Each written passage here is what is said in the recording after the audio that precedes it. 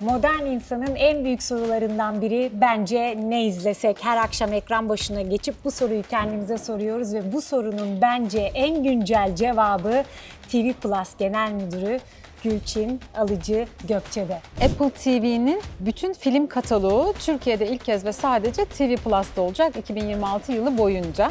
Artık HBO Max'in bütün içerikleri TV Plus müşterileriyle ve TV Plus kataloğunun içerisinde yer almaya başladı. Peki bunu niye yapıyorsunuz? Platformların tamamıyla işbirliği geliştirebiliriz.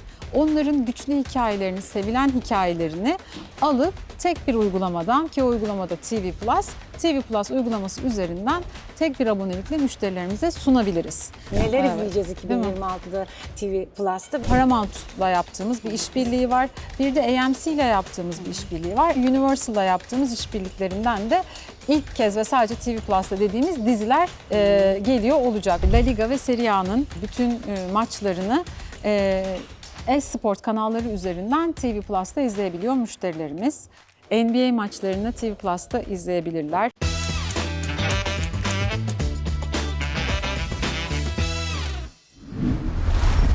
Modern insanın en büyük sorularından biri bence ne izlesek? Her akşam ekran başına geçip bu soruyu kendimize soruyoruz ve bu sorunun bence en güncel cevabı TV Plus Genel Müdürü Gülçin Alıcı Gökçe'de. Evet, Gülçin bugün müthiş bir sunum yaptı. Çünkü TV Plus'ın çok güzel içerikleri var. Bir de müjdeleri var. Ben müjdelerle başlamak istiyorum. Tamam. TV Plus o kadar dolu dolu ki daha da dolu dolu olma yolunda ilerliyor ve çok güzel müjdeler var. Herkes bunu bekliyor. Ya ne güzel Aysin, çok teşekkür ederim. Geldiğin için de öncelikle teşekkür ederim. Bizi Rica dinlediğin için, heyecanımızı bizimle beraber paylaştığın için. Bu yorumların da gerçekten çok kıymetli. Şimdi ben 2 tane büyük haberimiz var. Onlarla başlayayım istersen. Lütfen. Bunlardan bir tanesi Apple TV'nin bütün film kataloğu Türkiye'de ilk kez ve sadece TV Plus'ta olacak 2026 yılı boyunca. Aslında başladık. 31 Aralık'ta bir yeni yıl hediyesi verdik müşterilerimize. Brad Pitt'in Formula One filmiyle başladık. Arkasından diğer filmlerde dediğim gibi yıl boyunca, hatta yılın ilk yarısında teker teker geliyor olacak. Orada gerçekten çok güçlü içerikler var. Oscar ödüllü içerikler var. Apple TV'nin filmlerini beraberce izleyeceğiz. Haberlerden bir tanesi buydu. Yaşasın. Yaşasın. Diğerinden de bahsedeyim. O da aslında yine geçen yılın sonunda uzun zamandır üzerinde çalıştığımız ve Kasım ayında lanse ettiğimiz bir işbirliği.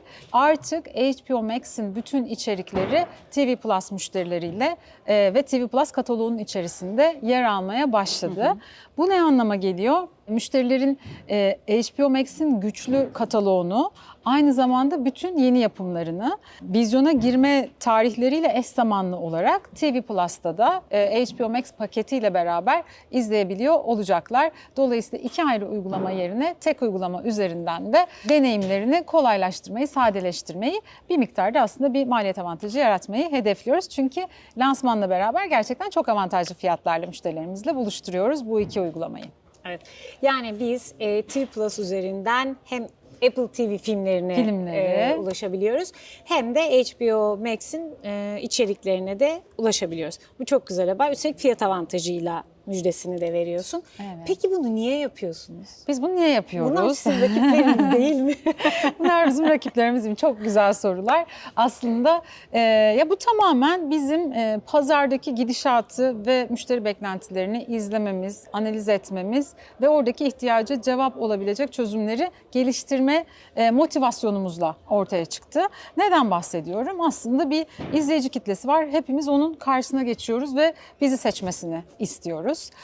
Ama izleyiciler için de ve bu anlamda da aslında platformlar sayıları her geçen gün artıyor. Her biri yepyeni içerikler devreye alıyorlar, yayınlıyorlar, lansmanlarını yapıyorlar. Onlarca platform, yüzlerce, binlerce içerikle baş başa bırakıyoruz müşterilerimizi. Ve müşterilerimizin de aslında en büyük soru, senin de söylediğin gibi, ben ne izleyeceğim? Ben bu karmaşanın içerisinden nasıl çıkacağım hali? Hepimiz çok aslında aşinayızdır. Bugün hanedeki Pazardaki uygulama sayısı yaklaşık 5'ler civarına kadar geldi. Dolayısıyla bu ne anlama geliyor? İşte akşam eve oturuyorsunuz, en sevdiğiniz uygulamadan başlıyorsunuz taramaya teker teker. İşte bir ana neler gelmiş yeni bakıyorsunuz, işte kategorilere bakıyorsunuz. Aradığınızı bulamadınız, kapatıyorsunuz, diğer uygulamaya geçiyorsunuz. Orada da bir bakındınız. İstediğinizi bulamadınız, kapatıyorsunuz, diğer uygulamaya geçiyorsunuz. Bu gerçekten yorucu bir deneyim aslına bakarsan. Yani hem ne izleyeceğim sorusuna cevap verememiş oluyoruz. O mutsuzlukla bırakıyoruz müşteriyi. Hem de bir sürü farklı uygulamayı, işte bunlara abone olması gerekiyor. Bunların arayüzlerini öğrenmesi gerekiyor. Hepsine bir şifre koyması ve o şifreleri unutmaması gerekiyor. En büyük problem o. Değil mi? Benim Unutuyoruz. O şifreleri unutmaması gerekiyor. Bir de tabii ki bunların aylık üyelik bedelleri var. O üyelik bedellerini de topladığınızda ciddi bir Artık bir yekün şey. haline Evet, geliyor bayağı. ve böyle cüzdanlarımızda hatırı sayılır bir pay almaya doğru gidiyor. Bunlar müşterilerin yaşadığı sıkıntılar. Beklentiler de şu, işte o karışık sonsuz içerik evreninden diyor ki gerçekten benim seçkin ve premium bir kataloğa ulaşabilsem. Aslında bir küratörlük bekliyor. Evet. Aynen öyle. Biraz benim ihtiyaçlarımı da anlasın, benim beklentilerime de cevap verebilsin. Ama biraz daha seçkin bir içerik havuzuna bakayım ben istiyor. Evet. Bunu yaparken biraz önce anlattığım gibi uygulamalar arasında dolaşmayayım ben artık. Bunları tek bir üyeliğim olsa, tek bir arayüz olsa, tek bir şifre ezberlemek zorunda kalsam Ve bir fatura ödesem. ve tek bir fatura ödesem, bunların hepsini bir yerde bulabilsem, talepleriyle geliyorlar bize. Aslında nereden çıktı dediğin hikaye tam olarak buradan çıktı. Biz müşterilerimizi dinledik, izleyicilerin davranışlarını izledik, analiz ettik. Aslında globalde de bu çok adı da konan abonelik yorgunluğu denen bir kavram. Evet. Dolayısıyla sadece Türk müşterilerine özel değil, global izleyicilerin de artık hayatında ana acı noktalarından bir tanesi haline gelmiş durumda. O yüzden ihtiyacı böyle tariflediğimizde biz çözüm önerisini şöyle konumluyoruz. Diyoruz ki pazarda gerçekten çok güçlü içerik yaratan platformlar var. Global oyuncular var. Türkiye'de çok güçlü lokal oyuncular var. Ve çok iyi hikayeler anlatıyorlar. Biz kendimizi bu oyuncuların her biriyle rakip olarak görmüyoruz. Biz diyoruz ki platformların tamamıyla işbirliği geliştirebiliriz. Onların güçlü hikayelerini, sevilen hikayelerini alıp tek bir uygulamadan, ki o uygulamada TV Plus uygulaması üzerinden tek bir abonelikle müşterilerimize sunabiliriz. Dolayısıyla rekabeti yeniden tanımladığımız bir dünyaya bakıyoruz. Yepyeni bir ekosistem oluşturmaya çalışıyoruz. Temel amacı dediğim gibi müşterinin ihtiyaçlarını, beklentilerini karşılamak ama platformlar açısından da çok daha geniş kitlelere daha çabuk, daha hızlı ulaşmalarını sağlayacak bir iletişim ve etkileşim gücü sunuyoruz aslına bakarsan. Tabii ki arkamıza da Turkcell'in teknolojisini, altyapısını ve bu alandaki liderliğini de alıyoruz.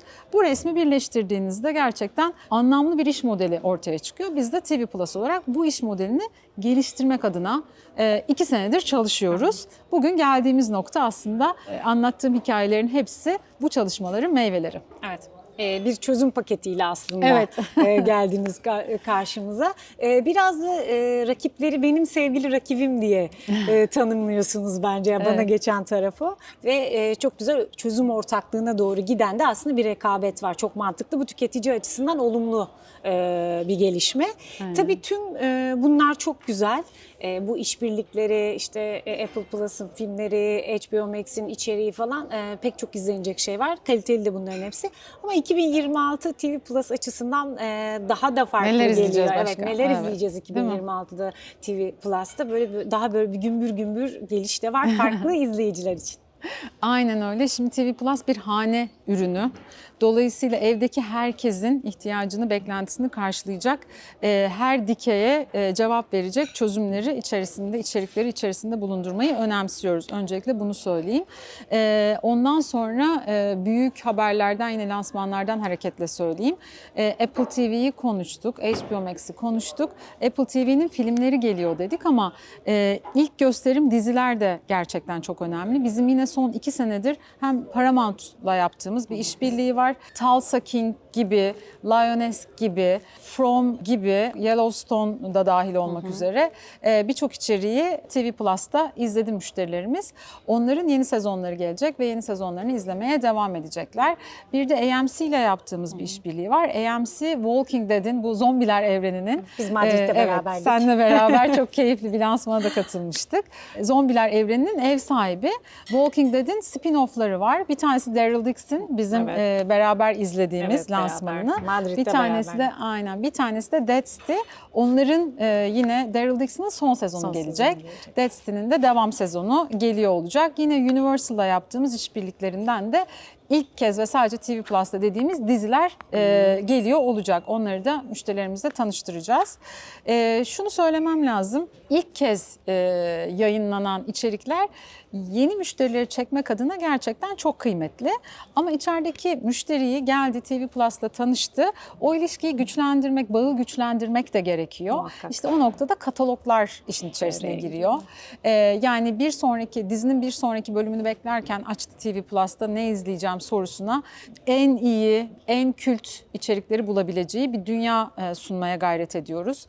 O noktada da hemen hemen bütün platformlarla yaptığımız anlaşmalar var. Mesela Amazon'dan aldığımız işte Rocky'nin bütün sezonu yine TV Plus'ta olacak. Ama benim çok sevdiğim ve benim özel projem dediğim işlerden bir tanesi de Nostalji serisi. Evet. Yine seninle de bunu konuşmuştuk. Bizi biraz Ben daha izliyorum. çocukluğumuza, değil mi? İşte 80'lere 90'lara götüren, daha çocukken böyle TRT ekranlarında izlediğimiz Alf'i, Mavi Ayı, hatta tabii işbirliğiyle beraber Bizimkileri ve birçok işte yerli diziyi de nostalji çatısı altında TV Plus'ta izleyebiliyor olacak müşterilerimiz. Bir de spor dünyası var. Evet. Spor tarafı çok önemli gerçekten. Çok. Çünkü Türkiye'de spor içeriği yakinen takip ediliyor ve çok güçlü içeriklerle aslında çok geniş kitlelere ulaşmamızı sağlıyor. Ve Türkiye'de spor deyince akla ilk tabii ki futbol geliyor.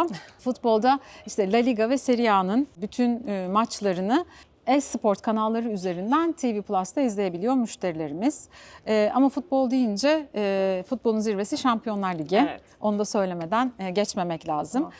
Kendi takımlarımızın maçları TRT'de yayınlanıyor biliyorsunuz. Ama Avrupa'daki birçok büyük Şampiyonlar Ligi'nde yarışan takımların maçlarını da yine tabii işbirliğimizle TV Plus ekranlarından müşterilerimizle buluşturuyoruz. Futbol tarafı böyle. Gelelim basketbola. Basketbolda Alperen var, NBA var, gururumuz. Evet. NBA maçlarını TV Plus'ta izleyebilirler. Euroleague maçlarını yine TV Plus'ta izleyebilirler. Eurosport'la beraber aslında geçen sene olimpiyatları yayınladık. Ama hem tenis tarafında hem bisiklet tarafında çok özel turnuvalar var. O turnuvaları da yine Eurosport kanalları üzerinden takip edebilir müşterilerimiz. Bunun dışında yeni ne var derseniz önümüzdeki sene MotoGP yarışları kataloğa ekleniyor. Orada da Toprak Razgatlıoğlu'nu hep beraber izleyeceğiz. Heyecanla izleyeceğiz inşallah diyorum. İşin bir de tabii ki geleneksel yayıncılık tarafı var. Türkiye'deki ulusal kanallar ve ayrıca premium kanallar da 150'ye yakın kanal seçkisiyle TV Plus'ta bu global OTT'lerden farklı olarak aslında sunduğumuz bir seçki. Ama söylemek lazım. Türkiye'de hala ulusal kanallardaki diziler ve yapımlar en çok izlenen içerikler. O prime time'daki akşam dizileri en çok izlenen içerikler. Bunları müşterilerimizle buluşturuyor olmak çok önemli. Ancak bu geleneksel dünyayı biz TV Plus teknolojisiyle müşterilerimize sunuyoruz. Yani ne demek istiyorum? İşte durdurma özelliğiyle, kaydetme özelliğiyle, 7 güne kadar geri sarıp izleyebilme özelliğiyle bu kanalların tamamını keyifle seyredebiliyor müşterilerimiz. Ya akşam eve geldin, bir dizin başladı ama yemek de hazırlaman lazım. Yemeğini halledip ondan sonra dizini geri sarıp başladığı yerden izleyebilirsin. Ya da o gün akşam bir programın var, en sevdiğin yayını kaçıracaksın. Onu da kaydedip ertesi gün müsait olduğunda veya hafta sonu izleyebilirsin. Yani bu teknolojiler de aslında izleme deneyimini geliştiren, güzelleştiren teknolojiler. Evet. Harika haberler verdin. Ve bir solukta da anlattın. Bunlar hepsi ve daha fazlası. Evet, hepsi ve daha fazlası. O yüzden TV Plus sana yeter diyoruz. Gerçekten tek bir uygulama üzerinden hanedeki herkesin ihtiyacını, beklentisini karşılayacak çok zengin bir seçkimiz var. Mutlaka çocuklar abone için olsunlar de- ve kullansınlar. Çocuklar için çok güzel sömestr kanallar var. zamanı Sömestr şimdi. zamanı, aynen, oralara girmedik ama bence bizim çocukluğumuzun Alf'ini bugünün çocukları da izlesin diye onu söyleyelim. Ondan sonra işte Minions'lar çok severek izliyorum ben. Oradaki kataloğun tamamını izleyebilirler. Çok güçlü çocuk televizyon kanallarımız var. Minika Gold gibi, işte Disney'in kanalları gibi. Onlarda hem öğretici içerikler var, her yaşa uygun. Bu arada çocuk deyince de bir grup gelmesin aklınıza. Yani çok küçük yaşlar içinde, büyük yaşlar içinde, daha böyle teenager'lar içinde her yaşa uygun kanallar ve içerikler var. Evet. Ve daha fazlası. Ve daha fazlası. Çok teşekkürler. Ben çok teşekkür Bir solukta özetledin 2026'yı bize ve çok daha Sağ güzel olasın. işbirlikleriyle, içeriklerle de devam edeceğini görüyoruz. O zaman yeni İnşallah. haberlerde inşallah Tekrar buluşmak üzere. bir araya gelmek üzere. Çok teşekkürler. Biz Ayağınıza teşekkür sağlık. ederiz. Sağ olun. olun. Evet, ne izlesek diyorsanız zaten sevgili Gülçin cevabı verdi. TV Plus'ta yok. Çok fazla içerik var ve çok da güzel içerikler var. Mutlaka bunlardan birkaç tanesi size ya da ailenize göre önümüzdeki haftalarda, önümüzdeki günlerde görüşmek üzere.